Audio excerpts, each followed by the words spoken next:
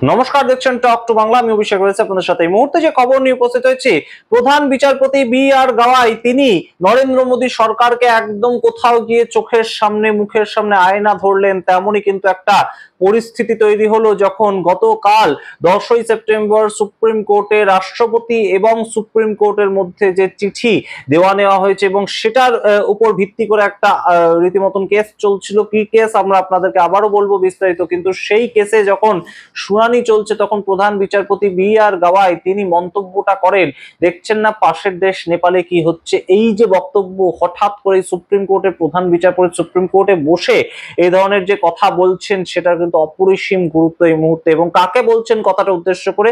একদম advocate general তুষার মেহতা, অর্থাৎ নরেন্দ্র মোদী সরকার যাকে সরকারের পক্ষ থেকে উকিল হিসাবে অ্যাপয়েন্ট করেছে সেই তুষার মেহতাকে এই ধরনের কথা নরেন্দ্র মোদী সরকারকে কোথাও গিয়ে কিন্তু একদম আয়না দেখানোর সমতুলই মনে করছে দেশের ওয়াকিবহাল মহল। এবং এই মুহূর্তে একদম নেপালের যে নৈরাজ্য তৈরি হয়েছে, নেপালে যেভাবে দেশের সরকারটা পড়ে গেল, সেই নিয়ে আমরা ভিডিও তৈরি করেছি, বিস্তারিত ভিডিও অবশ্যই গিয়ে দেখুন। সেই ভিডিও জানতে পারবেন কোন ষড়যন্ত্রে এবং কোন করাপশনের এগেনস্টে মানুষের এই ধরনের একটা বিক্ষোভ রাস্তায় নামলো এবং তারা সরকার ফেলে দিল। সেই ভিডিও দেখুন, এই ভিডিওর ডেসক্রিপশন বক্সে আমরা দিয়ে রাখবো, এন্ড স্ক্রিনে আমরা দিয়ে রাখবো। দেখুন নেপালের যে সম্পূর্ণ কাহিনীটা, সেটা অবশ্যই কিন্তু এই মুহূর্তে সারা দেশকে, সারা পৃথিবীকে নাড়িয়ে দিয়েছে। সেই পরিস্থিতিতে প্রধান বিচারপতি বি আর গাওয়াই তিনি কেন নেপালের কথা টেনে আনলেন, হঠাৎ করে সুপ্রিম কোর্টে বসে কেন নেপালের কথা টেনে আনা হলো? এবং পাশেই বসেছিলেন জাস্টিস বিক্রম নাথ, তিনি আবার সঙ্গে সঙ্গে বলেন যে বাংলাদেশেরও একই অবস্থা, বাংলাদেশের কথাটাও মনে করিয়ে দেন। এই যে প্রেক্ষাপটগুলো, সেগুলো কিন্তু অবশ্যই গুরুত্বপূর্ণ।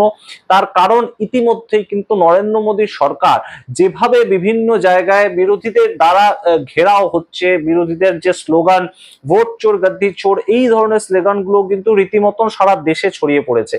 সেই প্রেক্ষাপটে দাঁড়িয়ে একদম তুষার মেহতা, যিনি অ্যাডভোকেট জেনারেল সরকারের পক্ষের আইনজীবী, তাকে এই ধরনের কথা বলাটা কিন্তু অবশ্যই এই মুহূর্তে তার গুরুত্ব অপরিসীম। সেই সম্বন্ধেই আজকের এই বিস্তারিত প্রতিবেদন দেখুন শেষ অবধি স্কিপ না করে, এবং অবশ্যই তার আগে টক টু বাংলা ইউটিউব চ্যানেলকে সাবস্ক্রাইব করে দিন। আপনারা জানেন যে এই মুহূর্তে কিন্তু তুষার মেহতা বহুদিন ধরেই চেষ্টা করছেন যে যাতে রাষ্ট্রপতি এবং রাজ্যপাল তাদেরকে যে সুপ্রিম কোর্ট সময়সীমা বেঁধে দিয়েছিল একদম তামিলনাড়ু গভর্নর এবং গভর্নমেন্টের যে কেসটা, সেইটার ভিত্তিতে 3 মাস সময়সীমা বেঁধে দিয়েছিল সুপ্রিম কোর্টের দুই বিচারপতি জে বি পাদ্রিওয়ালা এবং আর মাধবন 8ই এপ্রিল 2025।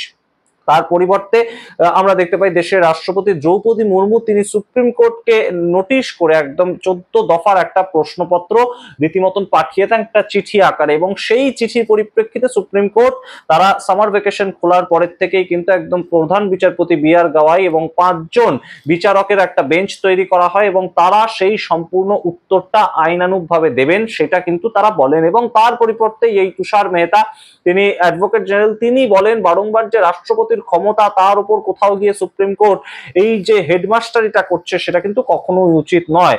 এবং গতকাল কিন্তু সেটা নিয়েই শুনানি ছিল এই কেসটার পরিপ্রেক্ষিতে, এবং সেখানে সুপ্রিম কোর্ট দেশের রাষ্ট্রপতি বা কোনো রাজ্যের রাজ্যপাল তারা যে একদম বছরের পর বছর যে কোনো আইনসভায় পাশ হয়ে যাওয়া বিল, অর্থাৎ বিধানসভায় পাশ হয়ে যাওয়া বিল সেটাকে ফেলে রাখতে পারে, বা লোকসভায় পাশ হয়ে যাওয়া বিল সেটাকে ফেলে রাখতে পারে, সেটা কখনোই হতে পারে না, তেমন একটা মন্তব্য করেন সুপ্রিম কোর্ট। এবং সুপ্রিম কোর্টের 5 জন বিচারপতির যে বেঞ্চ, তারা এই মন্তব্য সম্মিলিতভাবে যখন করছেন তখন তুষার মেহতা এই যে কথাটা বলেন সেটা কিন্তু মারাত্মক একটা মন্তব্য। তুষার মেহতা বলেন যে এইটা দেখার দায়িত্ব কখনোই সুপ্রিম কোর্টের হতে পারে না। সুপ্রিম কোর্ট যে ম্যান্ডামাসটা জারি করলো সেটা কোথাও গিয়ে রাষ্ট্রপতিকে অপমান করলো। এর আগের যে প্রাক্তন আমরা মনে আছে আমাদের যে ভাইস প্রেসিডেন্ট ছিলেন জগদীপ ধনখড়, তিনি বলেছিলেন এটা একটা মিসাইল অ্যাটাক করলো কনস্টিটিউশনের উপর। ঠিক এই জায়গা থেকেই কিন্তু প্রধান বিচারপতি বি আর গাওয়াই মন্তব্য করেন, we are proud of our constitution, see what is happening in the neighbour country Nepal. একদম কোট আনকোট এই যে মন্তব্য অত্যন্ত তাৎপর্যপূর্ণ, দেশের ওয়াকিবহাল মহল কিন্তু তাই মনে করছেন। এবং সাথে সঙ্গে সঙ্গে পাশে বসেছিলেন জাস্টিস বিক্রম নাথ, এবং তিনি সঙ্গে সঙ্গে রেফার করেন অ্যান্ড বাংলাদেশ একদম কোট আনকোট এই যে বক্তব্যটা সেটা কিন্তু রীতিমতন তাৎপর্যপূর্ণ। তার কারণ রিপোর্টে দেখুন লেখা আছে, we are proud of our constitution, see what is happening in neighbouring countries, CGI Gawai said, referring to the anti-corruption agitation in which 30 people have been killed so far. And Bangladesh, quote unquote, added Justice Vikram Nath, referring to the students' protest in the neighboring country, which forced the then PM Sheikh Hasina to flee. যেটার মাধ্যমে শেখ হাসিনা পালিয়ে যেতে বাধ্য হয়েছিলেন বাংলাদেশ থেকে তৎকালীন প্রধানমন্ত্রী, এবং এই মুহূর্তে নেপালের প্রধানমন্ত্রী তিনিও পালিয়ে গিয়েছেন, একদম কেপি শর্মা ওলি তিনি পালিয়ে গিয়েছেন, সেই অবস্থা তৈরি হয়েছে। এবং দুটোই কিন্তু ছাত্র আন্দোলন কিংবা বলা যায় যুব সমাজের আন্দোলন।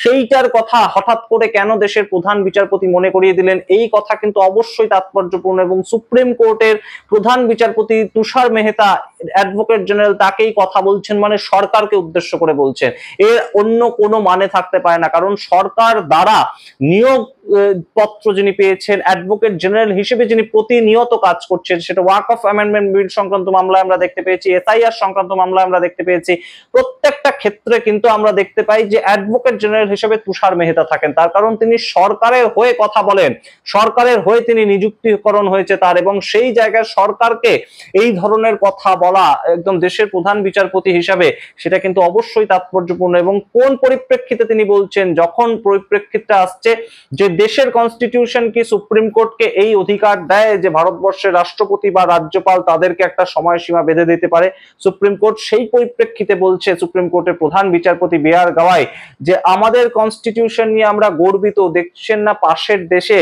কি হচ্ছে, পাশের দেশে একদম রীতিমতন 30 জনের বেশি মানুষ ইতিমধ্যেই হত্যা করা হয়েছে, সরকার তাদেরকে হত্যা করেছে, এবং তার ফলে সরকারটাই পড়ে গিয়েছে নেপালে। একই ঘটনা ঘটেছে বাংলাদেশে, সেখানেও সরকার পড়ে গিয়েছে, সেখানেও গুলি চালিয়েছিল সরকার। এবং কোন সময় সুপ্রিম কোর্টের প্রধান বিচারপতি এই কথাটা বললেন সেটা কিন্তু আরো তাৎপর্যপূর্ণ। তার কারণ ভোট চোর গাদ্দি চোর এই কথাটা বলে যখন বারংবার বিজেপিকে কোণঠাসা করছে বিরোধীরা, এবং তার সঙ্গে SIR এর বিষয়টা নিয়ে সংসদ উত্তাল হয়ে উঠেছে, গত 1 মাস ধরে সংসদ চলতেই দেয়নি বিরোধীরা, বাদল অধিবেশন কোনো মতে তারা বসতেই দেয়নি, এবং অন্যদিকে তাদেরকে আবার গ্রেফতার করলো দিল্লির পুলিশ, আমরা দেখতে পেয়েছিলাম 11ই আগস্ট।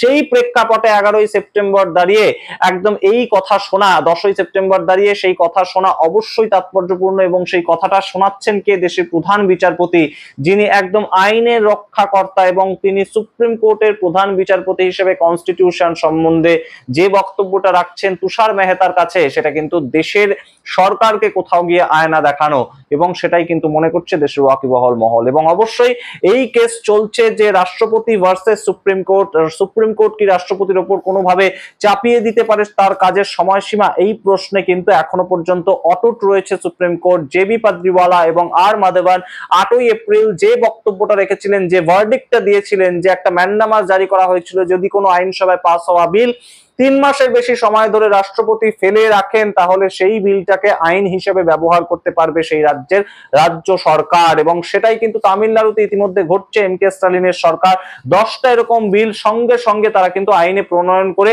তারা সেটাকে ব্যবহার করছে, সেটা তারা প্র্যাকটিস করছে। এবং সেই পরিস্থিতিতে রাষ্ট্রপতি চিঠি লিখেছিলেন, কিন্তু কোনো মতেই কিন্তু সুপ্রিম কোর্ট তাদের দেওয়া যে রায়, তাদের বিচারপতিদের দেওয়া রায়, সেখান থেকে সরে আসতে নারাজ। আপনারা কি মনে করেন সামগ্রিক রিপোর্টের ভিত্তিতে অবশ্যই কমেন্ট বক্সে কমেন্ট করুন। দেখতে থাকুন টক টু বাংলা, অবশ্যই টক টু বাংলা ইউটিউব চ্যানেলকে সাবস্ক্রাইব করে দিন। ধন্যবাদ।